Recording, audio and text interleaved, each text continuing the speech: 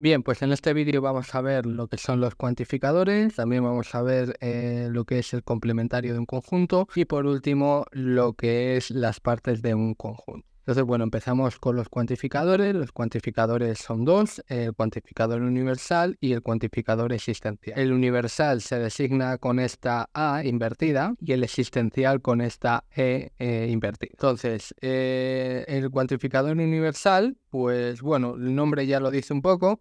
Quiere decir para todos los elementos de un conjunto y el existencial es para al menos un elemento de ese conjunto.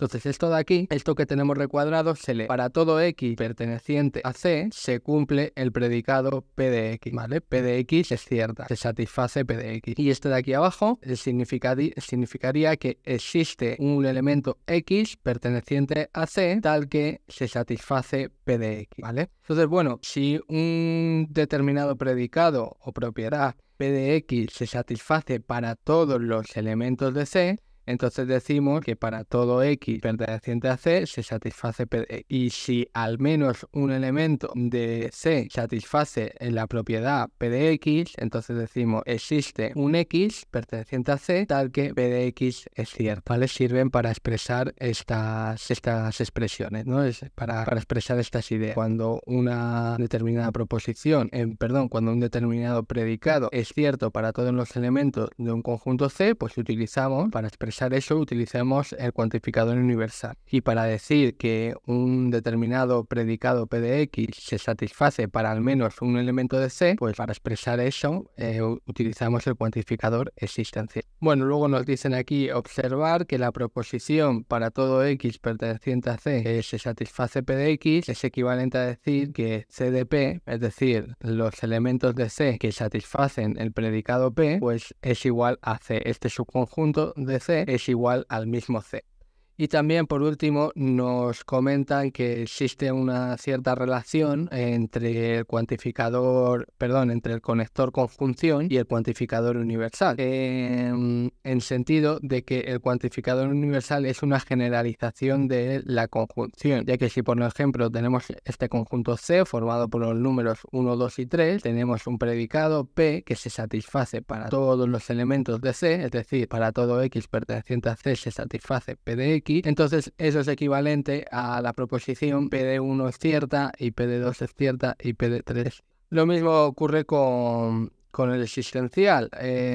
Tenemos que la proposición existe un x perteneciente a C tal que P de x es equivalente a decir que C de P es distinto del vacío porque hay al menos un elemento en C que satisface la propiedad P. Por tanto, C de P es distinto del vacío porque al menos tiene un elemento. También nos comentan que hay una relación entre el conector disyunción y el cuantificador existencial, en sentido de que el cuantificador existencial es una generalización de la disyunción. Por ejemplo, si tenemos el conjunto C, el mismo de antes, formado por los elementos 1, 2 y 3, tenemos que la proposición existe un x de C tal que P de x es cierto, equivale a decir que o P de 1 es cierto, o bien P de 2 es cierto, o bien P de 3 es cierto. Es decir, esta proposición sería verdadera. Y si esta proposición es verdadera, entonces se cumple esto. Existe al menos un x perteneciente a C tal que P de x se cumple. Ahora vamos a ver la negación de los predicados. Tenemos que si negamos, de los predicados con cuantificadores, tenemos que si negamos para todo x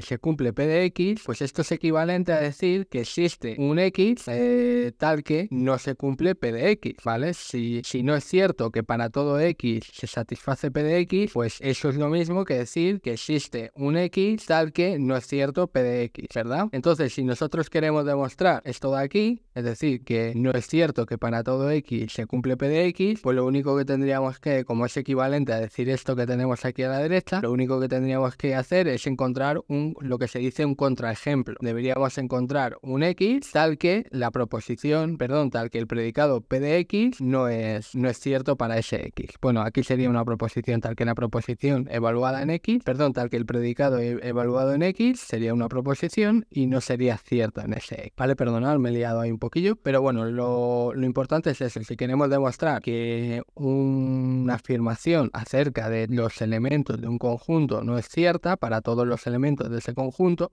pues lo único que tenemos que hacer es encontrar un elemento en el conjunto para el cual esa afirmación es falsa y ya está. Y bueno, lo mismo, si negamos el cuantificador existencial, negamos que existe un X tal que P de X, esto es falso. Bueno, pues eso equivale a que para todo X el predicado P de X es falso, ¿no? Es obvio, ¿verdad? Porque si no es verdad que existe un X para el cual se satisface P de X, entonces eso quiere decir que para todo X no se satisface P de X, ¿verdad? Son equivalentes estas dos afirmaciones, ¿no? Estas dos proposiciones. Bueno, pues nada, vamos ahora con el complementario. Y bueno, el complementario de un conjunto, pues son todos los elementos que no están en ese conjunto. Digámoslo de esa forma sencilla. Entonces, dado un universo U, un conjunto U, y dado un subconjunto A de U, entonces decimos que el complementario de A son todos los X que pertenecen a U, tales que X no pertenece a A, es decir, todos los elementos que no pertenecen a A, ¿vale? Todos los elementos de U que no son elementos de A, pues serían el complementario de A. Se simboliza de esta forma, ponemos a la A y encima de ella ponemos una rayita. También se podría simbolizar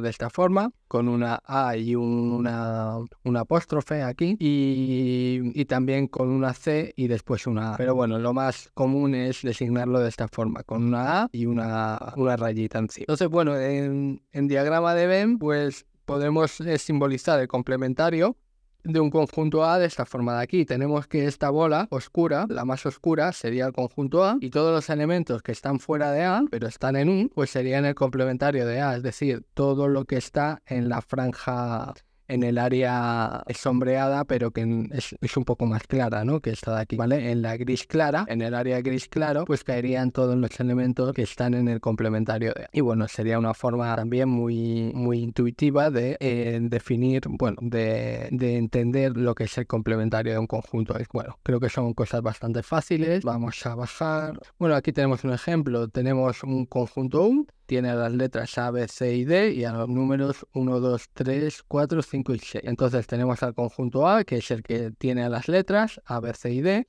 Entonces el complementario de A en U, pues será el conjunto que tiene a los números, ¿no? Serán todos los elementos de U que no están en A. Entonces, como el 1, el 2, el 3, el 4, el 5 y el 6 son elementos de U que no están en A, pues estos elementos están en el complementario de A. Y ya el resto de elementos de U sí que están en A, porque son A, B, C y D, y todos esos elementos están en A. Por tanto, esos elementos no están en el complementario. Y entonces el complementario de A sería 1, 2, 3, 4, 5 y 6. Vale, ahora vamos a ver lo que es el conjunto de las partes. Y bueno, el conjunto de las partes de un conjunto A es el conjunto que está formado por todos los subconjuntos de A. Entonces, bueno, se designaría por compresión de esta forma.